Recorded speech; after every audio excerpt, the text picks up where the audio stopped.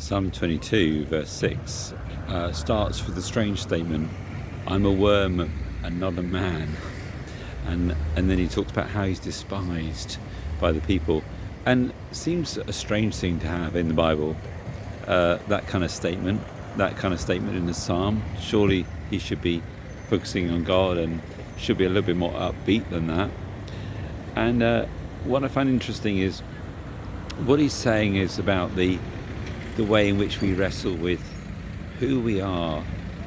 And sometimes circumstances around us seem to paint that picture of a caricature, of something strange, something of who we are, that we're not really in God's image. Somehow our view of ourselves is got all distorted and all out of balance, out of sync to what God has said.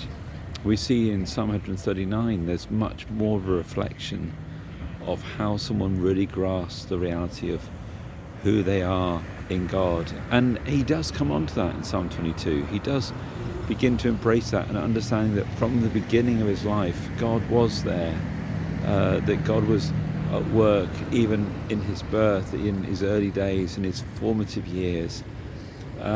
We have to be reminded sometimes of God's purpose, God's image in us on bad days when we may have lost that sense of who we are in God, not because of some great thing we've done, not because of some amazing achievements, but because our identity that we can find in Jesus, our identity of who God made us to be. So I pray today that we would rediscover that in our lives, we rediscover who we are in him.